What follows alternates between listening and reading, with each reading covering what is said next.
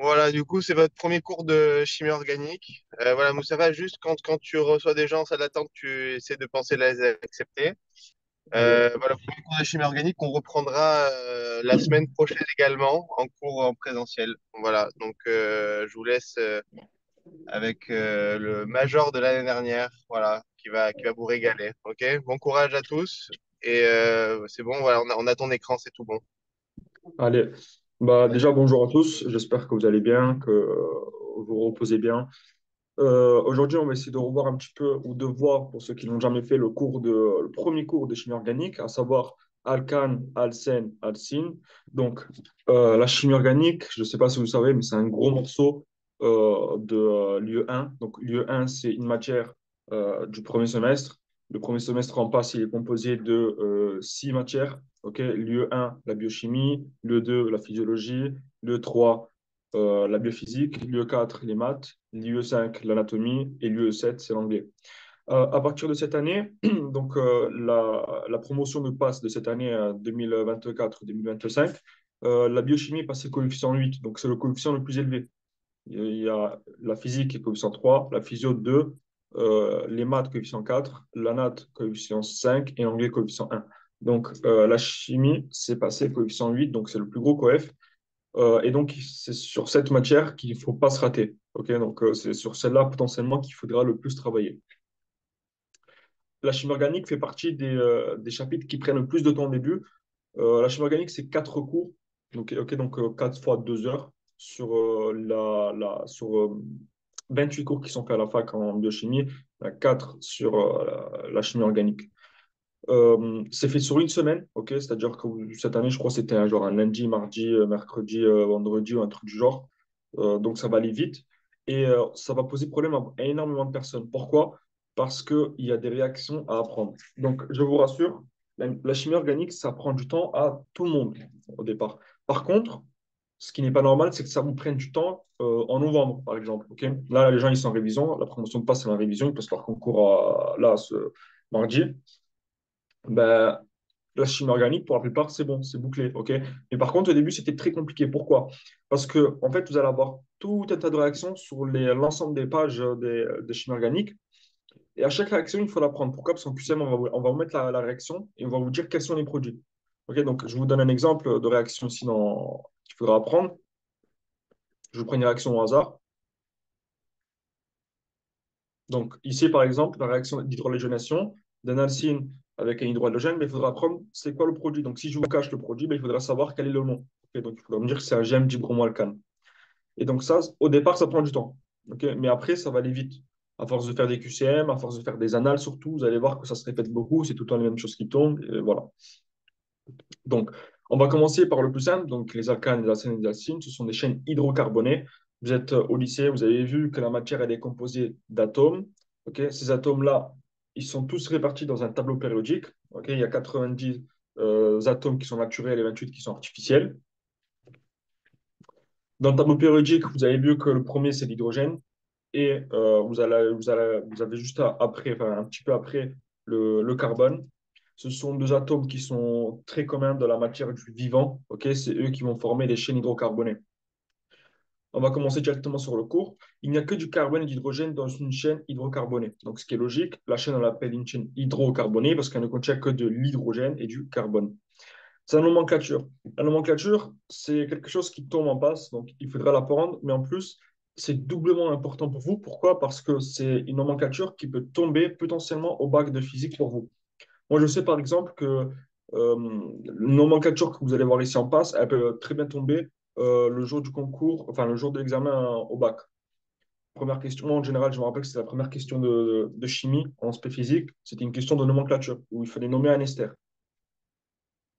Donc, la nomenclature, elle doit respecter des règles. Vous êtes en première, donc normalement, c'est en première que vous faites la nomenclature et en terminale, vous la revoyez. Donc, elle concerne tout le monde. Vous êtes tous en première ou en terminale. Et puis, pour ceux qui sont en seconde, bah, vous la reverrez l'année prochaine. Mais dans tous les cas, tous ceux qui font spé physique, vous allez la revoir. Et ceux qui ne font pas spé physique, c'est-à-dire qui font SVT et autres, sachez que dans tous les cas, dans toutes les matières scientifiques, vous allez avoir affaire à un nom de molécule. Donc, il serait bien de savoir, de décrypter quel est le code derrière cette molécule. Que veut dire le nom que vous avez? vous allez avoir très souvent des noms très longs qui vont vous faire peur, mais vous allez voir qu'en fait, ça respecte seulement un langage. Et donc, si vous comprenez les règles de ce langage, il n'y a pas de problème ensuite à pouvoir l'appliquer. Donc, 1. Déterminer la chaîne carbonée linéaire la plus longue comportant la fonction principale et ou le maximum d'insaturation. Il y a une insaturation lorsque l'on a une liaison double ou triple. Donc, on va essayer de faire ça après, hein. Enfin, là, je juste vais vous lire les règles. Ensuite, on va essayer de vous donner un exemple. 2. On place les suffixes. Donc, les suffixes, on va les revoir, mais le suffixe, il suit la fonction chimique principale. Donc, si c'est par exemple un acide carboxylique, bah, ça va être acide, je sais pas, le acide, il y a le radical et ensuite ça finit par ic. Si c'est un alcool, bah, ça suit le radical et à la fin on met un ol. Si c'est un aldéhyde, bah, à la fin on met un al, etc., etc. Donc ça, ce sont les suffixes qui reprennent la fonction chimique principale. Si c'est un alcène, donc l'objet de secours, ou un alcyne, l'objet aussi de secours, on va mettre un N à la fin ou in si c'est un alcyne. Donc, alcène, alcyne, pour bien fixer les choses, alcène, c'est des carbones qui sont liés par des liaisons doubles. Ok, donc, c'est ni plus ni moins que ça. Un alcyne, c'est des liaisons triples. Troisième règle, on place les préfixes sur tout le reste. Donc, tout ce qui n'est pas prioritaire, par exemple, on va mettre les chaînes d'alkyles. Donc, s'il y a un méthyle, un éthyle, s'il y a des fonctions chimiques qui ne sont pas principales, c'est-à-dire que dans votre molécule, vous avez un alcool et un aldéhyde.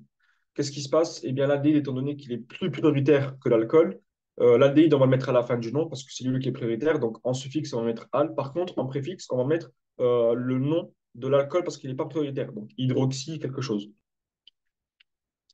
Les préfixes, soit tout le reste, substituant en fonction d'un principal, les ranger dans l'ordre alphabétique et les séparer par des tirets. 4. Numéroter la chaîne carbonée principale, soit en comptant de la droite vers la gauche, soit de la gauche vers la droite. Donc, ça, on va le voir après, comment on s'y prend. Et 5. Placer devant les substituants, insaturation, fonction principale et entretirés, les indices correspondant à la numérotation de la chaîne carbonée. Donc, on va essayer de prendre une molécule simple, bien sûr.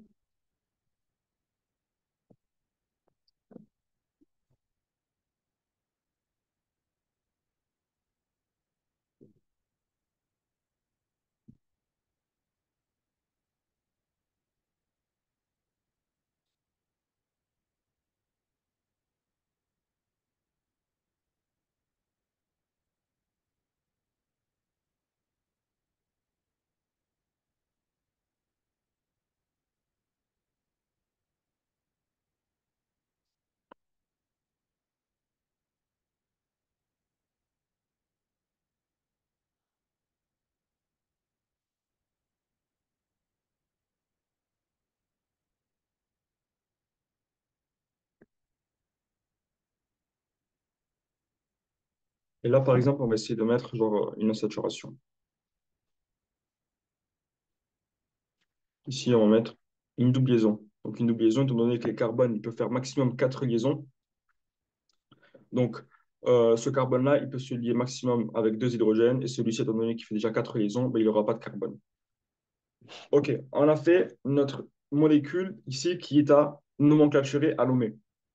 Première règle, on fait quoi? On détermine la chaîne carbonée linéaire la plus longue, comportant la fonction principale et ou le maximum d'insaturation. Il y a une insaturation lorsque l'on a une liaison double ou triple. Question, quelle est la chaîne carbonée ici la plus longue? On a deux options. Soit c'est celle-ci, soit c'est celle-ci. Ça va être laquelle, la chaîne carbonée linéaire principale? La bleue ou la noire? La bleue. La bleue, exactement. Pourquoi la bleue? Parce qu'il y a enfin, on va dire, c'est pas une fonction vraiment, mais il y a ce qui nous intéresse le plus, c'est qu'il y a la double liaison. Donc la double liaison, on va la compter comme étant une fonction principale. Même si le carbone, enfin un méthyle, c'est pas une fonction principale, on va compter la double liaison comme une fonction principale. Une fois qu'on a déterminé la chaîne carbonée la plus longue. Donc Ça veut dire que nous, on va dire notre... Excuse-moi, Mustapha, c'est Dan, excuse-moi. Tu peux, il y a deux ou trois étudiants qui sont en salle d'attente, si tu peux les accepter, ah, excuse-moi, hein, merci beaucoup. Merci beaucoup. allez, je le fais. J'ai pas eu la notif. Ah ouais.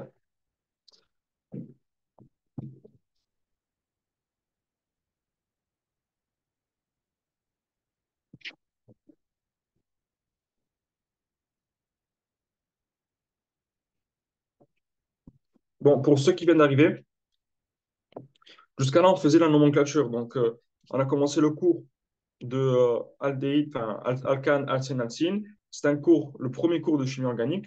Donc, chimie organique, c'est un chapitre que vous allez faire, euh, que vous allez faire en septembre en général. C'est un chapitre du E1, donc le 1, c'est la biochimie, et vous allez avoir 4 cours dessus. Et c'est des cours, en fait, il faudra bien tout comprendre pour ensuite tout apprendre. Ok, donc là, on essaie de voir un petit peu le début, c'était la nomenclature des molécules que vous allez faire normalement au lycée, que ce soit en première ou en terminale. Et donc, ce serait bien que vous écoutiez bien parce que vous allez le revoir de toute façon cette année. Donc, on a déterminé la chaîne carbonée principale, donc c'est la bleue. Ensuite, qu'est-ce qu'on fait? On place les suffixes. Donc ici, on sait que la chaîne principale ici, c'est la doublison. Donc, quel est le suffixe d'une doublison, s'il vous plaît, qui peut me dire?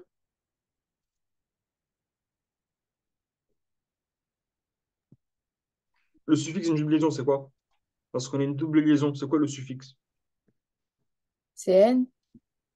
C'est N, exactement. Donc, on a placé le suffixe. Maintenant, qu'est-ce qu'on fait? Qui peut me dire? On donne la On position de chaque carbone, atome de carbone. Ben, d'abord, on doit placer les préfixes. Regarde. Placer les préfixes sur tout le reste. Donc, quel est le préfixe ici? Pentane, Le préfixe. C'est 2 méthyl. Juste pour revenir sur pentane, c'est plutôt le radical. Donc, c'est méthyle. Je sais pas qui a dit, mais en tout cas, c'est méthyle. Mais il faut mettre la position, non, de la ramification. Ben, c'est pour ça que j'ai laissé un petit peu de place. Et ça, ça vient après. Regarde, c'est quatrième. C'est lorsqu'on a numéroté qu'on met la position. Donc, on commence par numéroter. On numérote dans quel sens? Qui peut me dire ici? C'est là où la ramification est la plus petite, je crois. Ben, ça, cette règle-là de la ramification la plus petite, elle ne s'applique que s'il n'y a qu'une ramification. Or, là, il n'y a pas qu'une ramification, il y a aussi une fonction alcéenne. Donc, c'est la fonction alcéenne qui est la prioritaire. Donc, nous, nos yeux, ils vont suivre la fonction alcéenne. Ok. Donc, si la fonction, on va faire en sorte que la numérotation soit la plus petite pour l'alcène et pas le méthyle. Bon, là, c'est pareil, ça va être pareil parce qu'ils sont tous les deux du même côté. Mais si, par exemple, on a vu un CH3 qui était à l'opposé et un alcène de l'autre, on aurait suivi l'alcène. Donc là, on suit en fonction de l'alcène. Lui, c'est le carbone numéro 1. Lui, c'est le carbone numéro 2. Lui, c'est le carbone numéro 3. Lui, le 4. Et lui, le 5. Donc là, on peut tirer deux informations. Enfin, trois informations. Déjà, le nombre de carbone de la chaîne principale. Il y en a 5. Donc, c'est quoi le radical d'une fonction, enfin, d'une molécule qui contient 5 carbones? Je l'ai entendu tout à l'heure. pentane, Pent. Exactement. Enfin, pentane, ane, c'est c'est qu'une chaîne hydrocarbonée saturée. Mais là, c'est un pentène. Donc, méthyle. On sait qu'ici, ensuite, il y a un pente. Ensuite, deuxième information. On peut tirer quoi de ça? On peut savoir quelle est la position du méthyle, de la ramification méthyle. Où est-ce C'est qu'elle est la 2. ramification méthyle? C'est deux, exactement. Donc, on l'a ici, on le met avec un tiret. Ensuite, bon, là, j'ai laissé beaucoup d'espace. On va essayer de raccourcir un petit peu.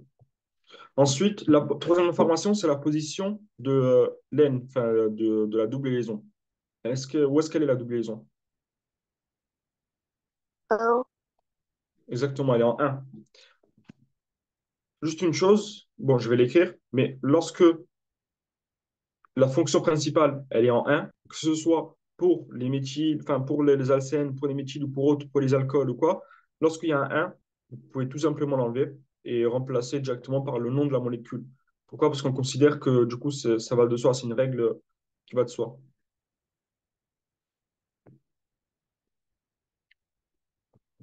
Bon,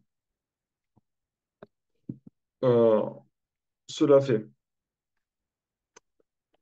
Je vais juste voir s'il y a personne dans la salle d'attente.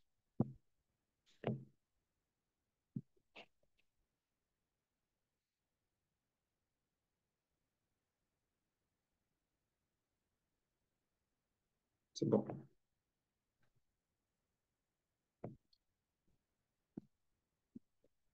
On a fait la nomenclature. Donc là, on vous donne quelques exemples. Donc, comment on vient de faire? Ici, vous avez les préfixes. Ensuite, vous avez la chaîne carbonée principale. Vous avez les suffixes. Ensuite, vous avez le suffixe en fonction de la chaîne principale. Ça, vous savez, c'est pas quelque chose qui prend énormément de temps en passe. Pourquoi? Parce que en général, lorsque les gens arrivent en passe, ils ont déjà les bases du lycée. Donc, il faut savoir que la nomenclature en passe, elle va pas beaucoup plus loin que ce que vous avez fait au lycée. Donc, si vous écoutez bien au lycée, si vous comprenez bien la nomenclature au lycée, en passe, ça vous permet. Là, on vous a mis plusieurs types de suffixes en fonction de la chaîne ou de la fonction principale. Donc, si c'est un nitrile, ça va finir par un nitrile. Et si c'est le nom principal, c'est un cyano. Si c'est un aldéhyde, bah, al, comme je vous l'ai dit. Si c'est le nom principal, formyle, etc., etc. Bon, ça, en général, ça tombe jamais. OK? Sauf pour l'acide carboxylique, mais ça, vous allez bien le revoir au lycée. C'est très important, les acides carboxyliques. Donc, pour le reste, vous n'allez pas trop le revoir. Ne vous attardez pas trop dessus. Donc, le reste, vous pouvez même hop, le barrer. Dans ce tableau, les fonctions sont rangées par ordre de priorité. Cela permet de déterminer la fonction principale de la molécule. Lorsqu'une fonction apparaît dans la molécule, mais n'est pas la fonction principale, on utilise le préfixe indiqué dans ce tableau. Donc, comme je vous l'ai dit, si elle n'est pas principale, on utilise le préfixe, et si elle est principale, on l'utilise en tant que suffixe. Les alcanes. Dans les chaînes hydrocarbonées, il faut comprendre une chose, il faut comprendre la structure des chaînes hydrocarbonées. Il y a trois types de chaînes hydrocarbonées. Il y a les chaînes hydrocarbonées alcanes, les chaînes hydrocarbonées alcènes et les chaînes hydrocarbonées alcynes. Les chaînes hydrocarbonées alcanes, pardonnez-moi, ce sont uniquement des chaînes qui sont séparées par des liaisons simples. Donc, ici, vous avez votre CH3, ici CH2, là, ici CH3. Bon, vous l'aurez compris, en fait, ce sont que des carbones euh, qui sont liés à des hydrogènes et qui sont liés entre eux par des liaisons simples. Ensuite, vous avez les alcènes. Maintenant, vous les connaissez. OK, les alcènes. H3 ici. C'est une double liaison ici. Et là, encore un CH3. Ah, ça, ce sont les alcènes. Maintenant, vous avez les alcynes. Les alcynes, qu'est-ce que c'est? C'est ça. C'est une triple liaison avec des carbones. Et donc là, vous avez vos trois molécules qui vont réagir. Donc aujourd'hui, dans ce cours, on va essayer de pas vous remplir, je vais essayer de pas vous remplir d'informations. Donc, on va essayer de faire un petit peu les alcanes et ensuite les alcènes. Les alcynes, on va laisser ça peut-être pour un prochain cours ou quoi, mais là, on va essayer vraiment de voir la structure des molécules. C'est un cours qui est long, il fait 22 pages, je crois. Et sachez que c'est le plus long de chimie organique. Donc, les autres, ils font une dizaine de pages, une quinzaine de pages, pas plus. Là, lui, c'est plus long, il fait 22 pages parce que c'est lui qui a introduit la chimie organique. Il revoit un petit peu toutes les bases, etc., etc. Donc, là, on va parler des alcanes. Les alcanes, ils ont une réactivité qui est constituée donc, de carbone et d'hydrogène. Et la différence d'électronégativité entre C et H est faible. Donc, est-ce que quelqu'un peut m'expliquer ce qu'est l'électronégativité? Avec des mots simples, avec sa définition à lui. Pas forcément la définition de Google ou de Wikipédia, mais vraiment votre définition avec des mots simples. Parce que l'électronégativité, c'est simple.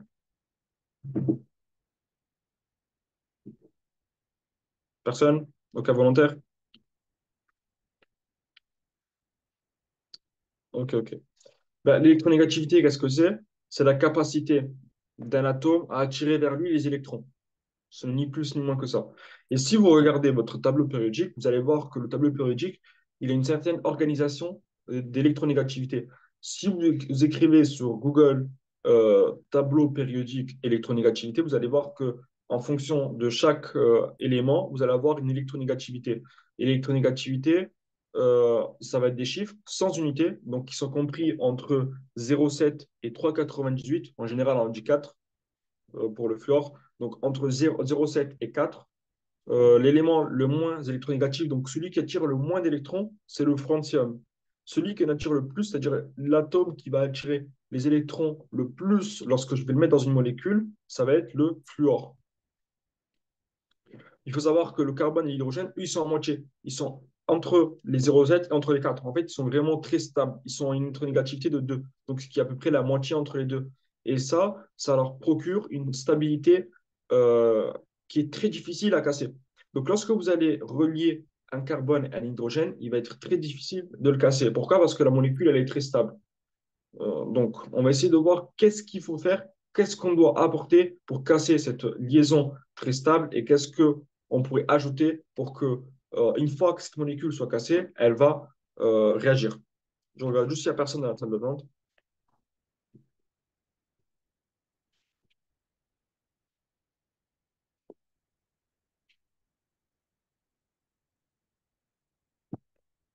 Donc, principale réactivité des alcanes, ce sont les réactions d'halogénation radicalaire. Qu'est-ce que c'est? Tout est dans le nom. Halogénation, qu'est-ce que c'est les halogènes? Qui peut me dire que sont les halogènes?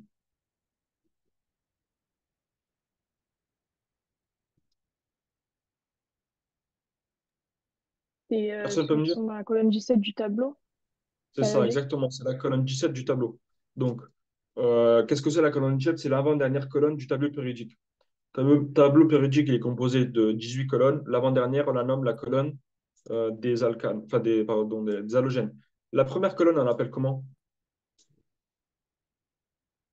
Vous savez ou pas?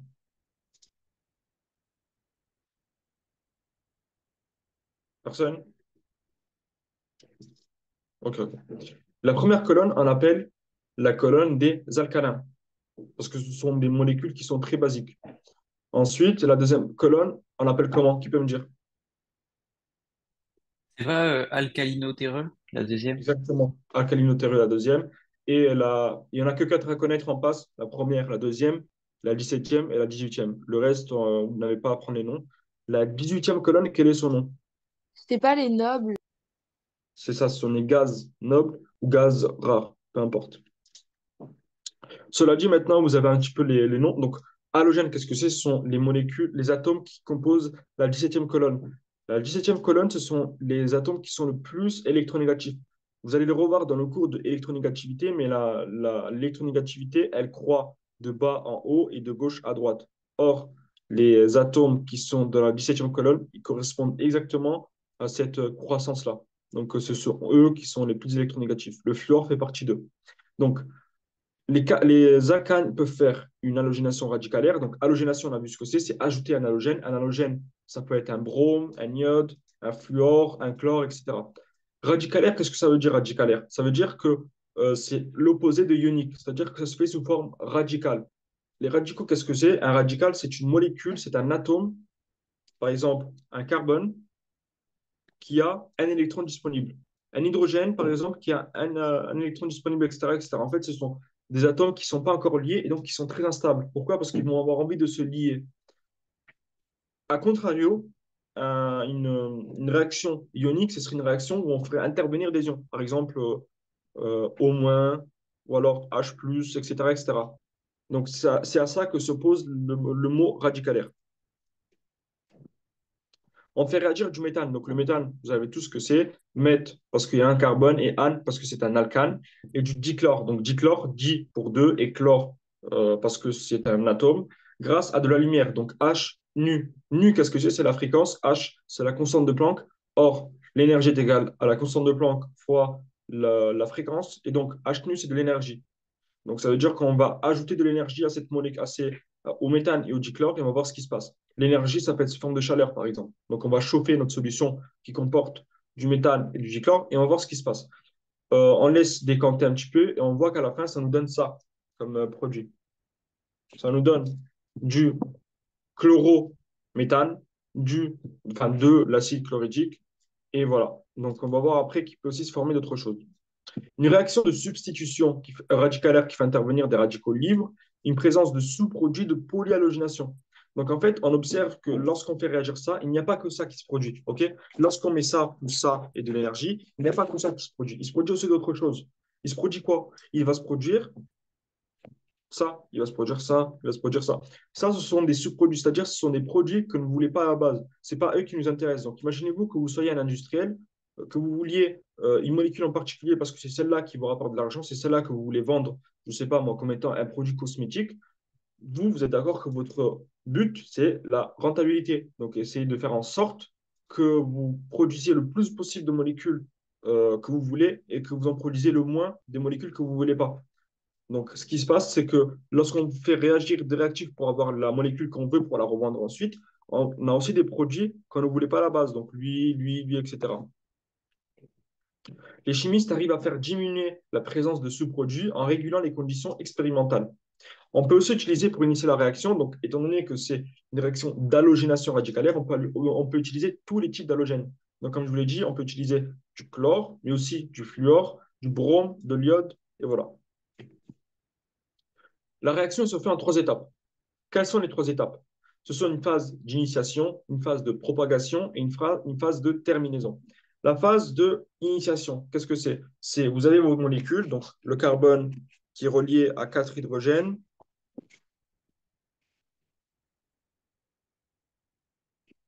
ok, plus le chlore. Qu'est-ce qui se passe? Vous allez apporter de l'énergie, l'énergie sous forme de chaleur. Qu'est-ce qu'elle va faire cette énergie? Elle va venir briser les liaisons. Okay, vous allez voir en terminale que les liaisons, ou en première aussi, que les liaisons, elles sont faites d'énergie. Donc, si on apporte l'énergie équivalente, ces liaisons-là vont être cassées. Eh bien, c'est ce qui va se passer ici. Donc, on va apporter de l'énergie, on va casser les liaisons. Qu'est-ce qui va se passer ensuite? Ben, vous êtes d'accord avec moi que lorsque les liaisons elles vont être cassées, il va se former des radicaux. Donc, des radicaux parce que, en fait, les électrons, ils vont être répartis de part et d'autre de la réaction. Il ne va pas y avoir un atome en particulier qui va prendre les électrons pour lui et l'autre qui va se retrouver sans électrons. Non, il va se trouver. En fait, tous les atomes, ils vont avoir leurs électrons de départ. Donc, il va se former quoi? Il va se former ici du H3C point plus du H point. Quand je mets un point, c'est un radical. OK? Donc, c'est ça, c'est ça. Plus quoi? Plus du Cl point, plus encore du Cl point. Qu'est-ce qui va se passer ensuite? Une fois qu'on a fait ça, quelles sont quelles sont les différentes options qui s'offrent à nous? Soit le carbone, enfin, soit le chlore qui est ici, il va se lier à cet hydrogène qui est tout seul ici. Soit il va se lier à ce méthyle qui est là. Ou alors, il peut aller se retourner, se lier à ce chlore-là. C'est pareil donc pour l'H3C. Bon, vous avez compris ce qui se passe. Donc, en fait, on a plusieurs configurations qui peuvent se faire. Et ça, on ne les contrôle pas. Ou du moins, pas très bien. On a dit, c'est les chimistes qui savent le faire en faisant tout un tas d'expériences. Qu'est-ce qui se passe? Nous, nos molécules, on les a formées.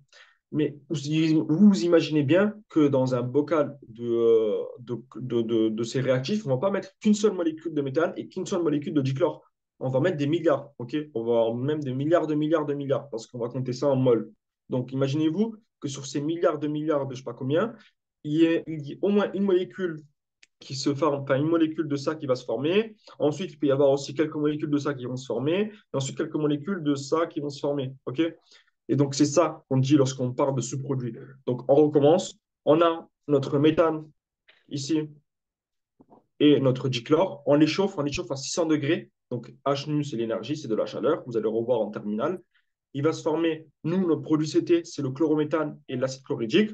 Or, on voit ici que durant la phase de propagation, il y a aussi d'autres sous-produits qui peuvent être formés. Et ensuite, il va y avoir la phase d'arrêt ou phase de terminaison. Qu'est-ce que c'est la phase de terminaison? Ce sont lorsque des atomes ou des molécules en particulier eh bien, vont s'arrêter. C'est-à-dire que je vous ai dit combien? Je vous ai dit qu'il y avait des milliards de molécules qui allaient réagir. La phase de terminaison, c'est lorsque toutes les molécules elles ont réagi, qu'il n'en reste plus que quelques-unes, et que les quelques-unes qui restent elles vont continuer de se lier entre elles. Donc le chlore avec le méthane, pareil ici le méthane avec le méthane, le chlore avec le chlore, etc. Donc en fait, la seule chose qui différencie la phase de propagation à la phase d'arrêt, c'est que la phase de propagation, c'est lorsque on a cassé toutes les liaisons et qu'il y a encore des milliards de molécules, tandis que la phase d'arrêt, c'est lorsqu'il ne reste plus que quelques molécules et elles vont se lier entre elles. Nature des dihydrogènes, enfin des hydrogènes. On va utiliser le 2-méthylbutane et on fait la réaction d'halogénation radicalaire.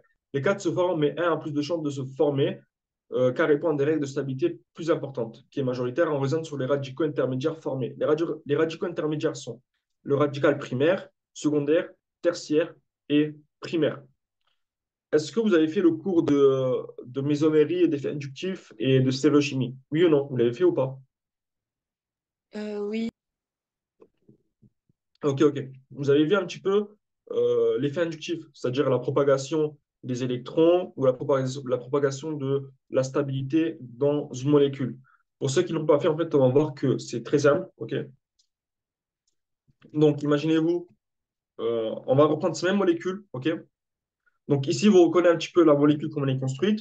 Là, vous avez votre méthane qui est radical. Pourquoi? Parce qu'il y a un point. Ok. Donc, à chaque fois qu'il y a un point, c'est que c'est un radical. Ça veut dire que c'est un électron qui est tout seul. Ensuite, ici, vous avez encore un autre méthane. Ici, un autre méthane, autre méthane et un autre méthane. Qu'est-ce qui va se passer?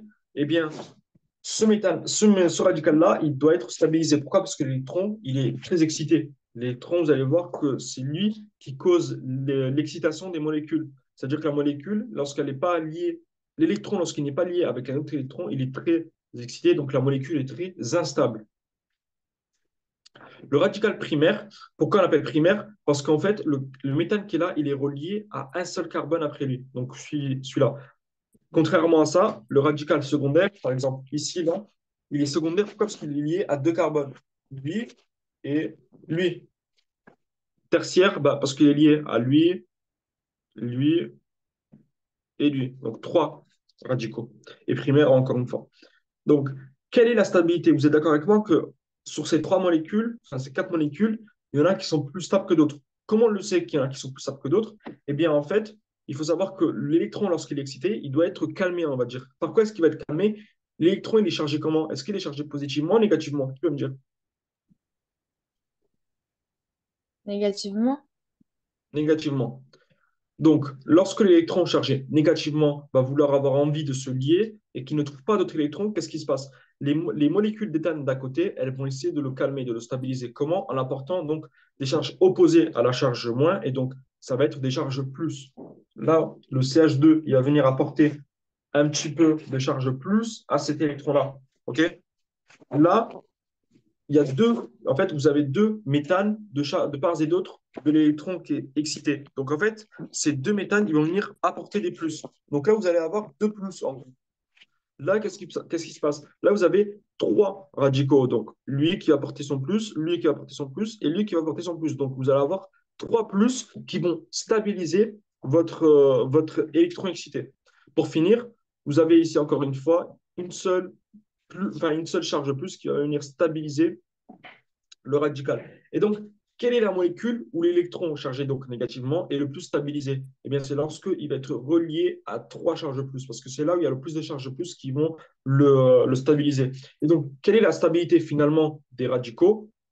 Ça va être le radical tertiaire ou radical qui contient trois carbones, qui va être plus stable que celui qui en contient deux qui sont liés au radical, qui est plus stable lui-même à celui qui n'en contient qu'un seul, donc radical primaire. Et ça, c'est la stabilité des carbones. Ça veut dire quoi? Ça veut dire que lorsqu'on va faire réagir des molécules, vous êtes d'accord avec moi que si maintenant j'écris une molécule, si je vous écrivais une molécule pareille, donc je vais essayer de trouver un petit peu de place.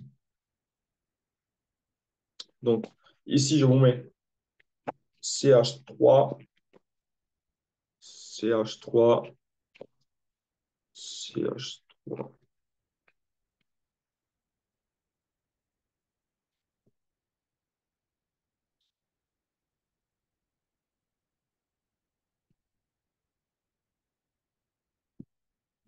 Je regarde si la personne dans la salle d'attente. Excusez-moi.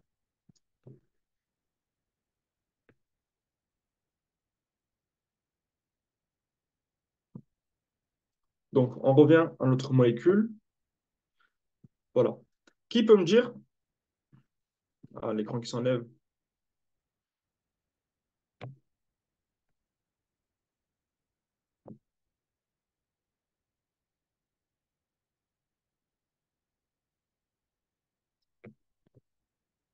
bon, il va falloir que j'écrive la molécule.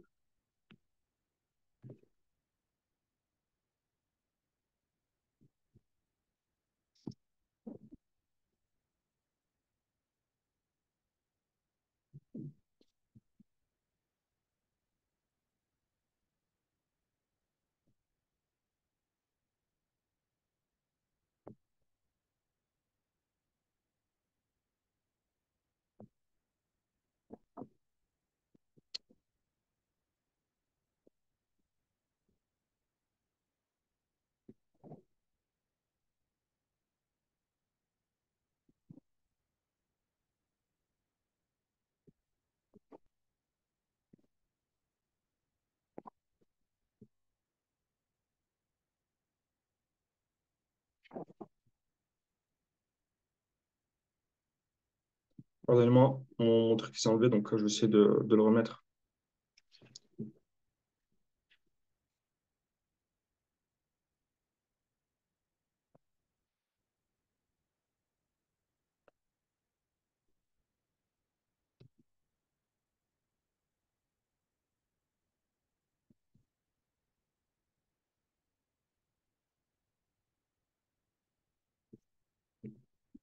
Donc, on y revient. Donc, cette molécule, je vais juste vous la remettre en deux.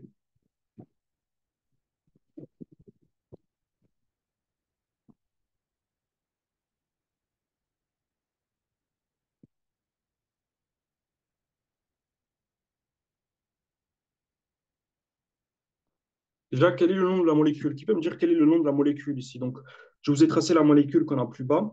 Quel est le nom de cette molécule en suivant les règles qu'on a vues tout à l'heure? Donc, vous avez vu tout à l'heure qu'il y avait une nomenclature en particulier. La question ici est de savoir, en suivant ces règles-là, comment est-ce que vous pouvez appeler cette molécule? Donc, on commence tout le temps par faire la même chose. Vous faites la règle 1, 2, 3, 4, et ensuite, vous me donnez le nom de la molécule. Donc, essayez de le faire et tous de votre côté. Et ensuite, à la fin, vous me donnez le nom de la molécule que vous trouvez. Ça, c'est des molécules typiques que vous pouvez avoir en QCM à nommer. Ce n'est pas des molécules qui sont très compliquées. Et donc, voilà. Allez-y, faites-le et donnez-moi la réponse. Il y en a qui l'ont maintenant, donnez-la moi, j'écoute.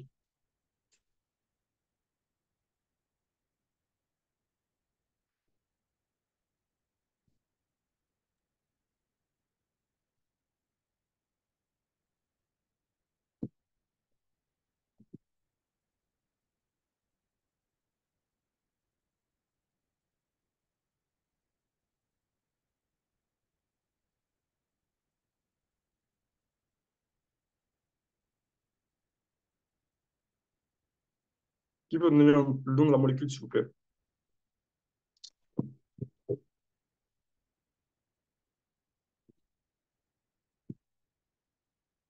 Personne? C'est pas compliqué. J'ai, mais je suis Bon, pas sûre. je vous ai juste pas remis, pour ceux qui vont me dire qu'il y a le nom ici, en fait, ça, c'est pas le nom. Je vous ai mis justement une molécule différente pour pas que vous trichiez, enfin, pour vous entraîner. Mais vas-y, dis-moi, j'écoute. C'est pas grave si tu te trompes. De toute façon, c'est comme ça que tu vas apprendre. J'ai mis 2-diméthylbutane. Exactement. Donc, voilà, c'est le 2-diméthylbutane. Donc, vous comptez ici 1, 2, 3, 4. OK, donc il y a 4 carbones dans la chaîne carbonée principale. Ensuite, vous savez qu'il n'y a pas de double liaison, donc ça finit forcément par ane, donc c'est un butane. Ensuite, vous voyez ici qu'il y a deux méthyl de part et d'autre. Donc, comment on va appeler la molécule? On va appeler la 2-diméthylbutane. Pourquoi diméthyl? Parce qu'il y a deux méthyl, ok? Et pas un éthyle. Éthyle, c'est lorsqu'il y a deux carbones qui sont reliés l'un après l'autre. Mais là, vous avez deux radicaux méthyl de part et d'autre. Donc, on appelle ça la 2-diméthylbutane. Donc voilà, bien joué. Je t'ai pas trompé finalement, tu as vu. Donc c'est bien. Maintenant, je vais juste vous tracer la vraie molécule du cours. Donc, la vraie molécule, c'est quoi? C'est celle-ci. Plutôt ça.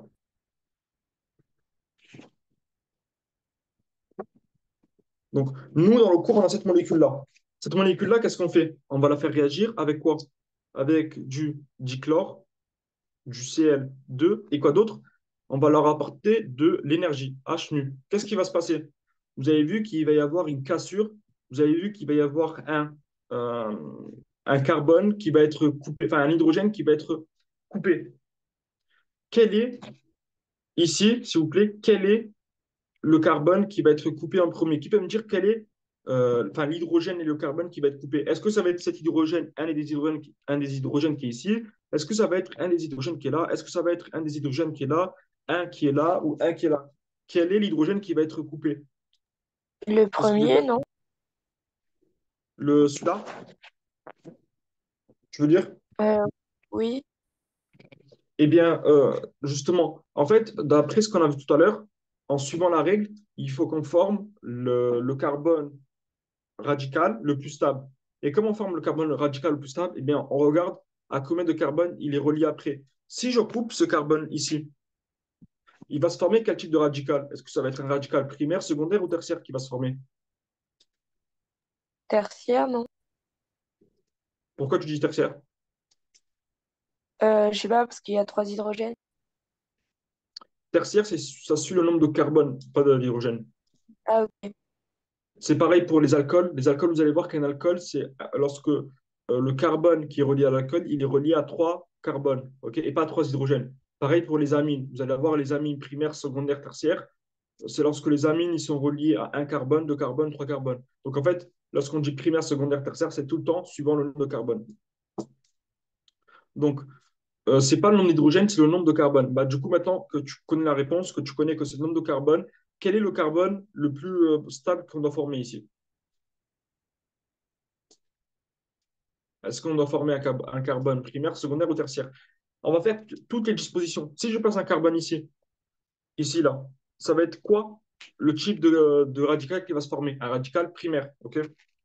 Si je le mets ici, il va se former quel type de radical? Qui veut me dire? Primaire. Primaire aussi. Vous êtes sûr? Secondaire. Ah, Secondaire, bah oui, parce que là, il y a un secondaire. carbone. Donc là, il va se former un carbone secondaire. Si je le mets ici, il va se former quoi comme type de radical? Tertiaire, non? Tertiaire. Tertiaire. Si je le mets ici, Secondaire, non? Primaire. Et primaire. pourquoi? Parce qu'il y a le carbone là, il est relié à seulement un seul carbone, il est là. OK? Et lui, ça va être un carbone quoi? Celui d'en bas là. Il est là. C'est un primaire, secondaire ou Primaire tertiaire? aussi. Primaire aussi. Primaire. Donc là, vous avez un primaire, là, vous avez un primaire, là, vous avez un primaire, là, un primaire, enfin là, un secondaire plutôt, et là, vous avez un tertiaire. Quel est le radical le plus stable? Qui peut me rappeler c'est quoi l'ordre de stabilité des radicaux?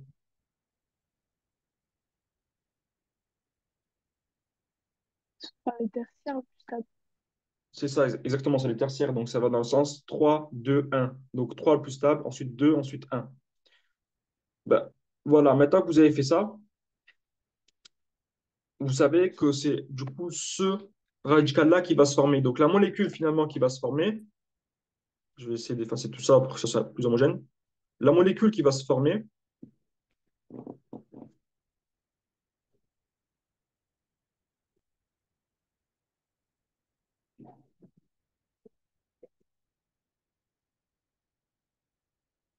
ça va être ça. Donc, c'est ce radical-là qui va se former. Donc, l'hydrogène ici qui va dégager. Pourquoi? Parce que l'énergie qu'on va porter, H nu, elle va venir casser la liaison avec l'hydrogène.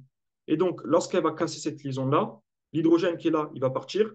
Et le carbone qui était là autrefois, ben, il va être relié à plus rien. Il va avoir seulement un électron libre, disponible. Et donc là, il va se former un radical tertiaire. Lorsque on va venir lier du dichlore, bah, le dichlore il va venir prendre cette place, ok? Ils vont venir se lier et ça va faire un chlororbital. Voilà. Ça, c'est pas très compliqué à comprendre. Essayez vraiment de revoir le cours. Ok, vous êtes en terminale santé.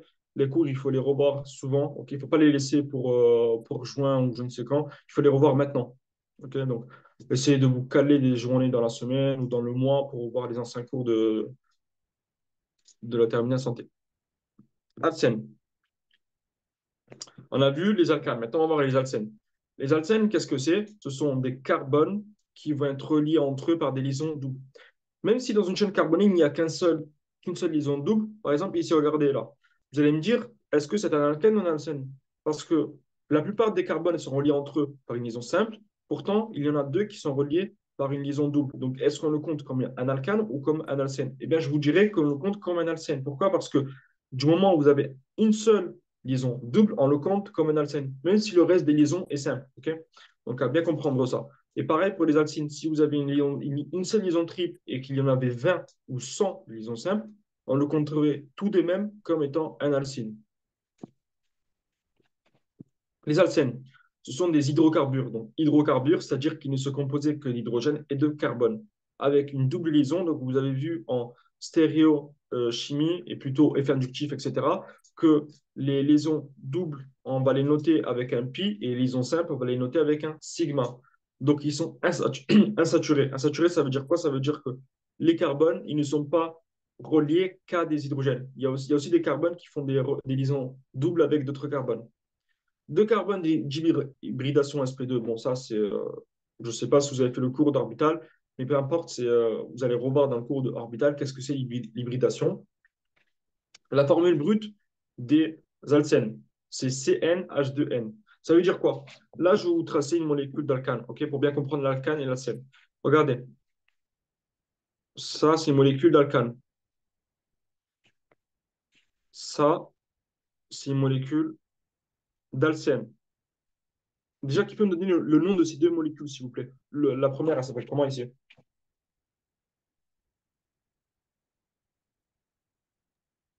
Comment s'appelle la molécule? Éthane, Éthane, exactement. Et là,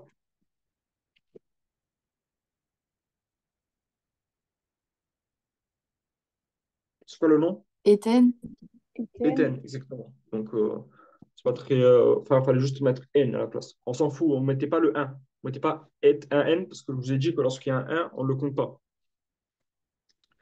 Donc, les deux molécules ici. Regardez une chose. Je vais compter le nombre d'atomes. OK? Il y a combien? Il y a deux carbones.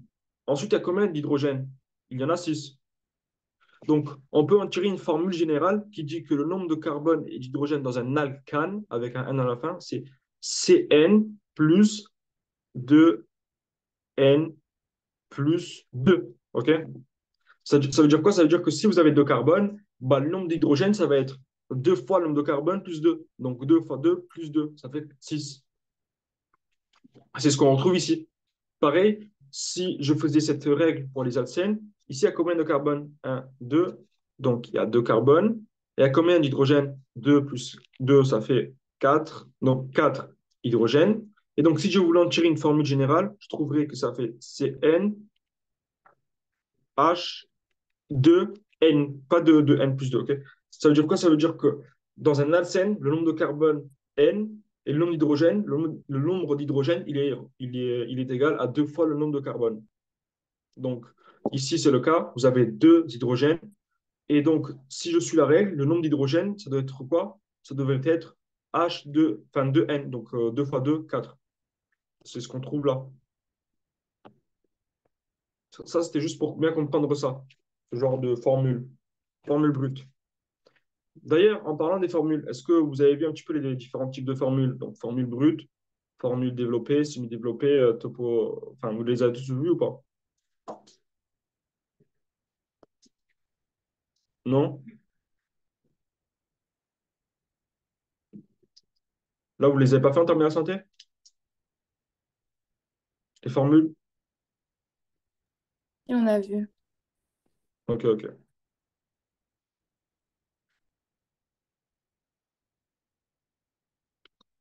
Là, bon, Ici, c'est juste des petits rappels des règles du CIP. On ne va pas trop s'attarder dessus. Vous allez refaire normalement dans le cours du coup qui est dédié à ça, à stéréochimie. C'est pas très compliqué. Ça tombe pas, en tout cas dans ce cours-là. Donc, on va essayer d'avancer, de ne pas perdre de temps dessus. Maintenant, les alcènes. On a vu les alcanes. Les alcanes, vous pouvez faire qu'une seule réaction, c'était l'halogénation radicalaire. Les alcènes, eux, ça va être différent. Les alcènes vont pouvoir faire deux types de réactions. Quels sont les deux types de réactions que vont pouvoir faire les alcènes? Ça va être soit la réaction d'addition électrophile, soit la réaction d'oxydation. Donc, juste une chose, vous avez vu deux noms tout à l'heure. Vous avez vu soit halogénation radicalaire, soit vous avez vu une substitution radicalaire. Là, c'est pareil. Okay. Halogénation, c'est juste parce qu'on substitue la molécule par un halogène. Alors que substitution, c'est le nom général de ce qu'on fait. Donc, substitution, c'est parce qu'on substitue un hydrogène par un chlore, tandis que halogénation radicalaire, c'est juste qu'on met un halogène, on substitue par un halogène. Okay, donc, c'est juste qu'on. Halogénation radicalaire, c'est un sous-ensemble de substitution radicalaire. Maintenant, on va voir les réactions d'addition électrophile, c'est-à-dire qu'on va ajouter une molécule. On ne va pas en remplacer une, mais on va en ajouter une, ou du moins un atome. Électrophile. Électrophile, ça veut dire quoi? Ça veut dire électron, donc chargé négativement, et file, ça veut dire celui qui aime. Donc celui qui aime les électrons, celui qui aime les charges moins. On va ajouter une molécule qui aime les charges négatives. En plus des additions électrophiles, on va pouvoir faire une réaction d'oxydation. Oxydation, qu'est-ce que c'est? Oxydation, historiquement, c'était l'ajout d'oxygène, comme son nom l'indique. Maintenant, la définition, elle a été généralisée. C'est lorsque on vient diminuer le nombre de carbone d'une molécule, que ce soit en faisant une réaction oxydoréduction ou alors en ajoutant directement une molécule qui est chargée très électronégativement. Qu'est-ce qu'elle va faire, cet atome plutôt chargé très électronégativement? C'est qu'il va venir appauvrir le reste de la molécule en électrons. Et donc, par extension, on appelle ça une oxydation. Bien que oxydation, vous l'avez vu en terminale ou en première, veut dire, donc au départ, oxydation voulait dire enlever le nombre d'électrons, mais en généralisant cette définition, ça peut être aussi, ne serait-ce qu'ajouter une molécule qui est chargée très, ou alors un atome qui est chargé très électronégativement et qui va venir appauvrir le reste de la molécule en électrons. Réaction d'addition électrophile. Addition électrophile. Donc, les additions élектrophiles, comme je viens de vous le dire, ce sont lorsqu'on va ajouter un électrophile, donc celui qui aime les moins. Les réactions élектrophiles, bon, tout ça, c'est pas très important à comprendre. On explique juste le plan, etc. Mais en gros, on va directement passer au cas concret, le cas qui tombe en QCM, la réaction d'hydrogénation, pardonnez-moi. Réaction d'hydrogénation, qu'est-ce que c'est? C'est lorsqu'on va ajouter, comme son nom l'indique, des hydrogènes, parce qu'on va faire une hydrogénation. On a l'alcène ici. L'alcène, peu importe de ce qui est lié ici, ça, on s'en fout. On s'en fout de ce qui est lié là. Nous, ce qui nous intéresse, c'est ce qui va se passer après. Qu'est-ce qui se passe pour cet alcène-là? Cet alcène, il va réagir avec un dihydrogène. On va ajouter ensuite des catalyseurs. Donc, le catalyseur, ça peut être quoi? Ça peut être soit du nickel, soit du platine. Ce sont deux métaux. Ça va jouer le rôle de catalyseur. Le rôle de catalyseur, ça sert à quoi? Un catalyseur, ça sert à accélérer une réaction. Qu'est-ce qui va se passer? L'alcène, lorsqu'on va l'ajouter avec l'hydrogène, avec des catalyseurs, les catalyseurs, ils vont venir apporter, ils vont venir casser la liaison ici entre les hydrogènes, et ensuite, ils vont venir apporter les hydrogènes ici, du même côté. Donc, c'est ce qui se passe ici. Donc, l'hydrogène, ils vont venir et ils vont se lier au carbone de chaque côté. Et donc, ça va former quoi? Ça va former des carbones avec trois substituants. Et donc, on va passer d'un alcène à un alcane. Ça, c'était la réaction d'hydrogénation. Donc, en fait, vous allez voir qu'il y a 5 types de réactions qui vont pouvoir se faire dans une addition électrophile. C'est-à-dire qu'on va passer d'un alcène à un alcane avec 5 types de réactions. La première, c'est la réaction d'hydrogénation. C'est lorsqu'on va venir ajouter des hydrogènes de chaque côté. La stéréochimie, on s'en fiche un petit peu, mais bon, c'est tout le temps bien à apprendre, bien à comprendre surtout. Donc, un alcène et d'hydrogène en présence d'un catalyseur à base de métal comme du nickel ou du platine donne un alcane. La stéréochimie, ça c'est important, c'est une 6 addition. 6 additions, ça veut dire quoi? Vous l'avez tous vu normalement en stéréochimie. Qu'est-ce que c'est une cis-addition? C'est lorsqu'on va venir ajouter des molécules. Cis, ça veut dire du même côté. Donc, on va venir ajouter nos molécules du même côté. Cis-addition, c'est qu'on fait une addition du même côté. Les H2, ils vont venir d'en haut, là. OK? Ils viennent tous les deux d'en haut. Car le dihydrogène est fixé sur un catalyseur métallique, ce qui fait que le catalyseur il agira que d'un côté. Donc là, imaginez-vous que c'est votre catalyseur. Le catalyseur, c'est une plaque. Et cette plaque-là, elle porte des hydrogènes. Ben, lorsque je vais approcher ma plaque de l'alcane, enfin de l'alcène plutôt, qu'est-ce qui va se passer? Eh bien, deux hydrogènes vont être reliés au carbone et former un alcane. Deuxième type de réaction, ce sont les halogénations. L'halogénation, elle peut se faire comment? Bah, avec tout type d'halogène. Donc, on a vu qu'il y avait le brome comme type d'halogène, mais il y en a aussi d'autres. On aurait pu faire pareil avec un chlore, de l'iode, le fluor, etc.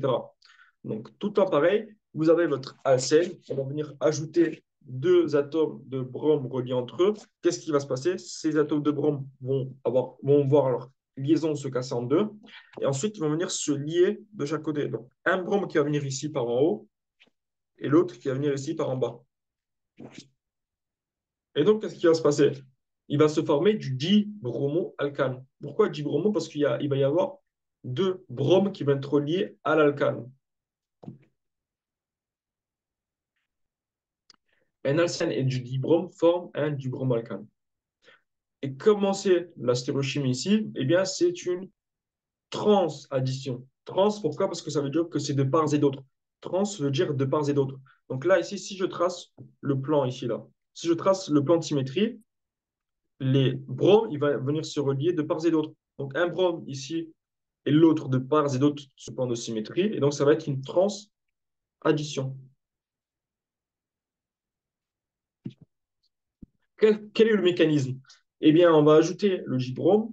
Le dibrome, vous avez vu que lorsque deux molécules, enfin une molécule est faite, est constituée des deux mêmes atomes, par exemple le dihydrogène ou le dibrome, etc., eh bien, la différence d'électronégativité est nulle. Ok, c'est que logique. Si je mets un H avec un H, quelle est la différence d'électronégativité entre les deux hydrogènes? Eh bien, elle est de zéro. Pourquoi? Parce que les deux ont la même électronégativité. Donc là, ça va faire 2,2 moins 2,2, ce qui fait zéro. C'est pareil pour les bromes. Les bromes, la différence d'électronégativité, elle est nulle. Par contre, lorsqu'on va venir les approcher d'une molécule, qu'est-ce qui se passe? Vous avez vu que les liaisons, elles sont composées de quoi? Elles sont composées d'électrons. Or, les électrons, comme l'a dit tout à l'heure votre camarade, sont chargés négativement.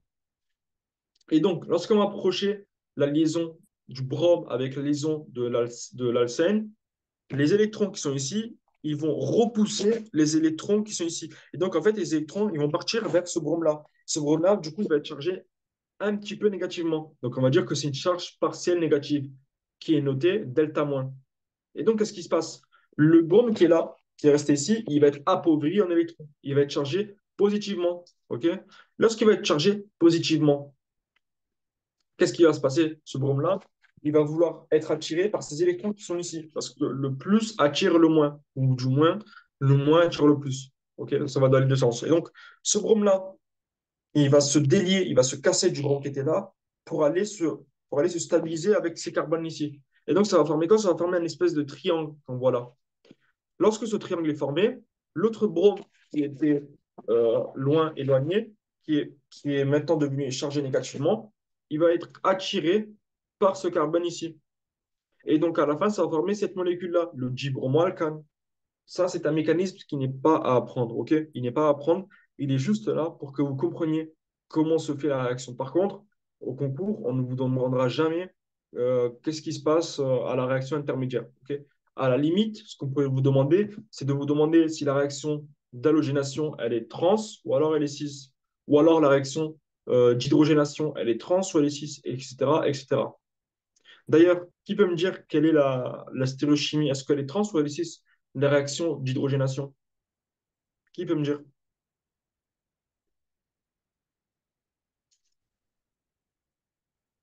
Personne? Voilà, on vient de voir que les alcènes peuvent faire deux types de réactions. Ils peuvent faire l'addition électrophile et l'oxygénation. L'oxygénation, on ne l'a pas encore vu, on va la voir après. Dans les réactions d'addition électrophile, on a vu qu'il y avait deux types de réactions. Pour l'instant, on n'en a vu que deux. Ça va être la réaction d'hydrogénation et la réaction d'halogénation. On a vu que la réaction d'halogénation, comme on vient de voir à l'instant, est faite d'une transaddition. La question que je vous pose, moi, c'est quelle est euh, la stéréochimie de l'hydrogénation? Est-ce qu'elle est trans ou est-ce qu'elle est cis? 6 additions. Cis addition, exactement. Donc, rappelez-vous que lorsqu'on fait une hydrogénation, on va utiliser un catalyseur. Le catalyseur, c'est un métal qui va venir du même côté. C'est une plaque qu'on va apporter du même côté de la molécule. Et donc, c'est logique que les deux liaisons se lient du même côté. Et donc, ça va former une cis molécule. Troisième type de réaction, ça va être la réaction d'hydrohalogénation.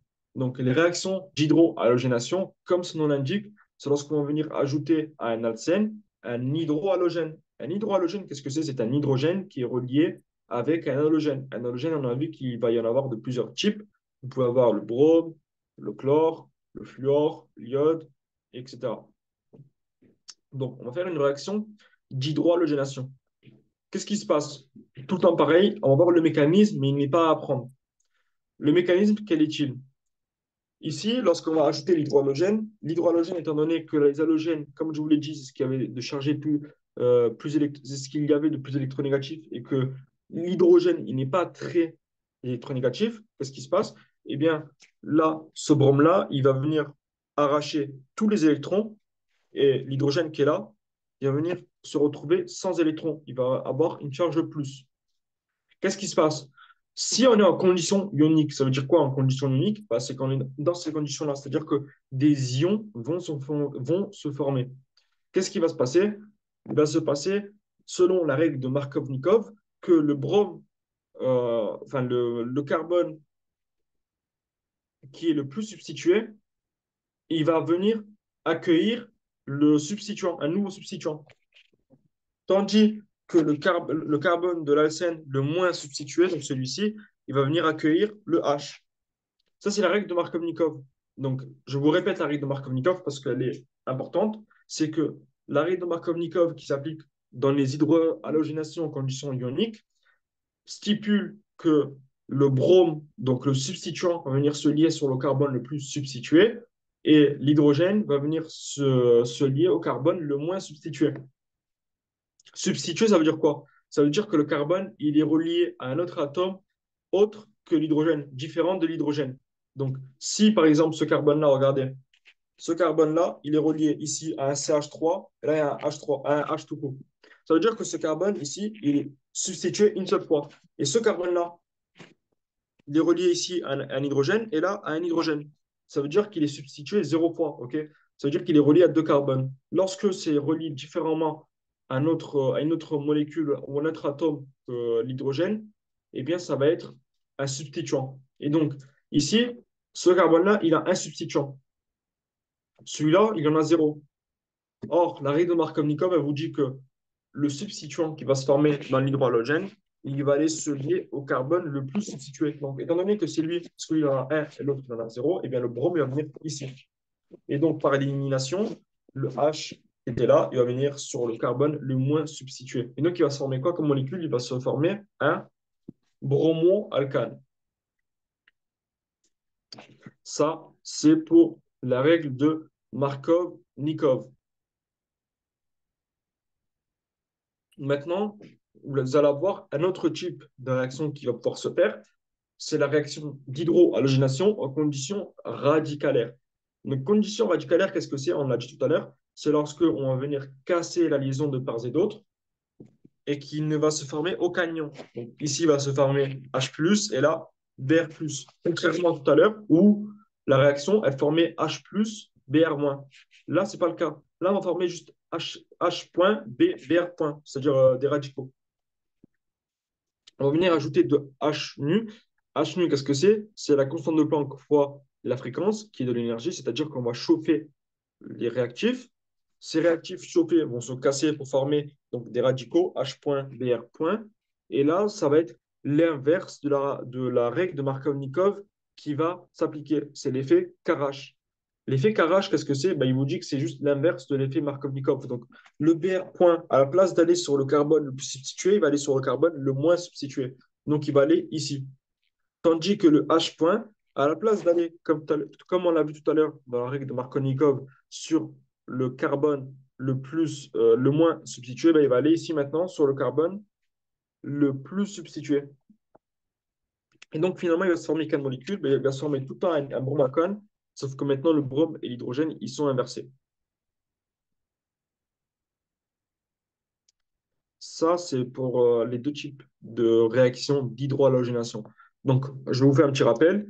Les alcènes, on a vu qu'ils pouvaient faire des additions électrophiles. Les additions électrophiles, ça peut être soit des réactions d'hydrogénation. Donc, les réactions d'hydrogénation, elles se font de manière cis, addition. Ensuite, vous allez avoir les réactions d'halogénation. Les réactions d'halogénation, elles se font de manière trans. Et ensuite, pour finir, vous allez avoir les réactions d'hydrohalogénation. Et les réactions d'hydrohalogénation, elles peuvent être de deux manières. Soit ce sont des réactions en conditions ioniques, et donc là, c'est l'effet Markov-Nikov qui s'applique, soit ce sont des réactions en conditions radicalaires qui s'appliquent, et donc là, c'est l'effet Karach qui s'applique. Quatrième type de réaction qu'on peut faire, ce sont les réactions d'hydratation. Les réactions d'hydratation, c'est quoi la réaction d'hydratation? Déjà, il y a un nom qui vous est familier. Hydratation. Hydratation, c'est lorsque vous vous hydratez. Et lorsqu'on s'hydrate, qu'est-ce qu'on fait? On boit de l'eau. Et l'eau, elle est composée de quoi? L'eau, elle est composée de molécules d'H2O. Donc, pour finir, une réaction d'hydratation, c'est quoi? C'est lorsqu'on ajoute des molécules d'H2O. Donc, c'est ce qu'on va faire là. Vous avez votre alcène. Donc, ici, l'alcène. On va venir ajouter une molécule d'H2O. Bon, ici, la molécule d'H2O, elle est notée un petit peu différemment. Il ne note pas H2O, il la note H relié à un OH. C'est pareil, quoi. Ok. C'est ce qu'ils écrivent là, mais c'est pareil, c'est H2O. On va venir la mettre dans un milieu acide. Pourquoi un milieu acide? Parce qu'il y a un H+ ici. Ensuite, qu'est-ce qui va se passer? Eh bien, le OH, il va se casser. Ici, ça va se casser. Là, ça va se casser. Le H, bah, ça va suivre tout le temps la règle de Markovnikov. Donc, le H, il va aller sur le carbone le moins substitué. Donc, ce H, il va aller là. Et le OH ici, il va aller ici. Et c'est ce qui va se former là. Donc, il va se former quoi? Il va se former un alcool. Un alcool, pourquoi? Parce que la seule fonction chimique ici, c'est un hydroxyle, un OH. Donc, la fonction principale, c'est un alcool. Un alcool, c'est lorsqu'il y a une molécule de OH. C'est ça un alcool. Donc, l'alcool, c'est OH. On va la mettre donc, dans un milieu acide, H+. Donc, ça peut être de l'acide sulfurique, mais pas que. Il y a plusieurs types d'acides. Vous allez les revoir. Bon, ici, on va essayer de ne pas trop parler sur le mécanisme parce que c'est des mécanismes qui sont de plus en plus compliqués. Bon, voilà, donc vous allez vite vous perdre si vous essayez de comprendre tous les mécanismes.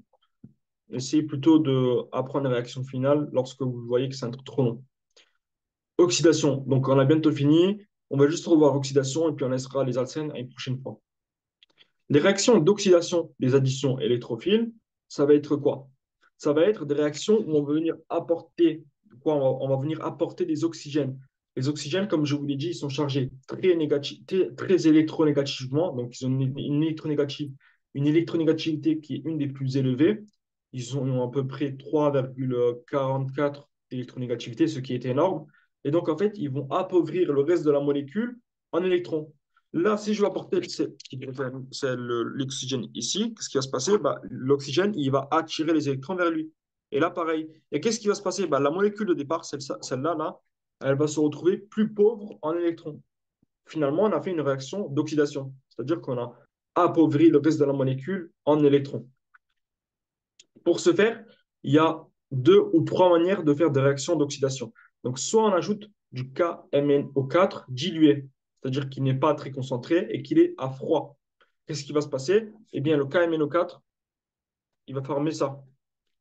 Il va former d'abord cette espèce de cycle pentane ici, et ensuite, il va y avoir une coupure ici au niveau du manganèse et l'oxygène, et ils vont être coupés, et l'oxygène, il va rester, former des OH. Il va se former quoi? Il va se former un diol. ou plutôt un alpha-diol. Pourquoi un alpha-diol? Déjà, un diol parce qu'il y a deux ôles. Et pourquoi alpha? Parce que ça veut dire, parce que vous allez revoir dans les cours d'après, mais alpha, c'est lorsque c'est le carbone qui suit la réaction, la fonction chimique. Donc là, la fonction chimique, c'est OH. Lui, c'est le carbone 1. Le carbone 2, on va l'appeler le carbone alpha. Donc là, comme vous pouvez le voir, c'est une 6 addition. Et bon, cela va de soi. Donc, même si vous posez la question en QCM, il n'y aurait pas de, enfin, vous ne tomberez pas dans le piège parce que vous avez la molécule en tête. Vous voyez que le OH, il est formé du même côté. Donc, ça ne peut être qu'une 6 addition. Maintenant, imaginez-vous que votre permanganate de potassium, donc KMNO4, vous l'ayez à une très forte concentration dans votre bécher et que vous chauffiez tout ça en ajoutant bien sûr de l'acide. Qu'est-ce qui va se passer? Il va se passer une oxydation forte. Donc tout à l'heure, on a vu une oxydation douce, c'est-à-dire l'oxydation douce, on va juste venir ajouter des OH ou O. Oxydation forte, qu'est-ce que c'est? On ajoute un O, mais en plus, les liaisons de la molécule, elles vont se casser tout court. Tout à l'heure, elles ne sont pas cassées. On a juste ajouté des molécules. Là, ça va être différent. Là, l'oxydation va être tellement forte que finalement, la molécule va être coupée en deux. C'est ce qui se passe ici. L'alcène que vous avez ici, regardez, vous avez un alcène. On va ajouter du permanganate de potassium concentré, plus de l'acide sulfurique et plus delta. Delta, ça veut dire quoi? Delta, ça veut dire qu'on a chauffé la réaction. Qu'est-ce qui va se passer après quelques secondes, après quelques minutes ou après quelques heures? Eh bien, votre alcène va être coupé en deux ici. Qu'est-ce qui va se passer ensuite? Il va se passer que chaque demi-molécule qui va être formée, elle va se relier à un O. Donc, vous regardez ici, vous avez tout ça qui va venir se lier à un O, là. OK? Et pareil de l'autre côté, donc vous avez tout ça là qui va aller se relier à un O. Ces deux O qui sont apportés par le KMNO4. Ensuite, qu'est-ce qui va se passer? Eh bien, vous savez que le cétone, c'est une molécule qui est très oxydée, on va dire. L'aldéhyde, lui, il peut encore être oxydé. Vous avez une chaîne d'oxydation. C'est-à-dire que lorsque vous oxydez un alcool, ça va donner un aldéhyde. Et lorsque vous oxydez un aldéhyde, ça va donner un acide carboxylique. Ben, c'est pareil. Donc, ici, au début, vous aviez un aldéhyde. Donc, vous allez encore oxyder l'aldéhyde et ça va former un acide carboxylique. En fonction de la molécule initiale, donc là, vous avez quoi? Là, ici, vous aviez cette molécule ici qui avait un hydrogène là. Mais si la molécule elle change, si maintenant vous avez que des CH3, CH3, CH3, CH3, on ne va pouvoir former que des cétones. Et les cétones, on ne peut pas les oxyder. Les cétones, on les laisse à la place de cétones. Donc, on ne va pas plus loin. Bon, donc en fait, vous aurez compris, c'est un petit peu compliqué ici. Pourquoi? Parce que ça demande beaucoup d'entraînement. Donc, je vous conseille de faire beaucoup de QCM. Mais en gros, il faut comprendre que dans une oxydation forte, le produit final qui va être formé dépend de la molécule d'alcène initiale. Donc, si elle est substituée ou pas, si elle contient beaucoup d'hydrogène. Donc là, en fonction du type de réactif, vous allez avoir un produit différent. Dernière réaction. Donc là, pareil, regardez, le cours, il a été fini. Ça, le prof, il a fait que ça le 12 septembre. Donc, on est à peu près pareil. Il a pu faire 14 ou 15 pages. Donc, voilà, c'est le temps qu'ils font en 1h30 à peu près. Là, c'est réaction d'oxydation avec l'ozone. Donc, on a vu qu'il y avait déjà deux types d'oxydation. Donc, oxydation douce avec du permanganate de potassium dilué et à froid. Il va se former un alpha-diol. Ensuite, on a vu qu'il y avait les oxydations fortes avec du permanganate de potassium chauffé, de l'acide sulfurique et très concentré. Ensuite, on va voir la dernière réaction, qui est la réaction d'oxydation forte avec l'ozone. L'ozone, qu'est-ce que c'est? C'est O3. Donc, vous avez votre molécule d'oxygène, oxygène, oxygène, il va se faire ça. Donc, ça, c'est une molécule d'ozone. L'ozone étant un agent oxydant, il va venir oxyder de la même manière qu'un oxydant fort. Donc, vous avez vu tout à l'heure qu'un oxydant fort, un oxydant fort, il venait couper ici de part et d'autre. Ce côté-là, il va venir se former ici, il va venir se lier avec un O ici. Et l'autre, ce côté-là, il va venir se lier là avec un O. Or, étant donné qu'ici, on a un aldéhyde, donc CHO à la fin, cet aldéhyde, il va encore pouvoir être oxydé en acide carboxylique, donc COOH. Et donc, vous comprenez bien que cela dépend du type de molécule initiale que vous aviez. Donc là, on avait quoi? On avait ici un carbone qui était relié à un seul substituant. Et donc là, il va former un acide carboxylique. Et lui, là, qui était substitué deux fois par des méthyles, et donc il va former un cétone. Dernière réaction, et ensuite on a fini, elle est toute courte.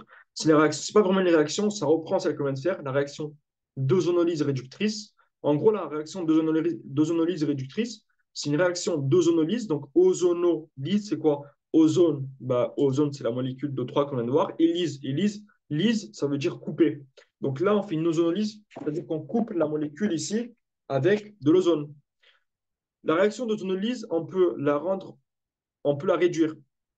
La réduire, ça veut dire quoi? Réduire, c'est l'opposé de oxyder. C'est-à-dire qu'on va pouvoir faire en sorte d'apporter des électrons.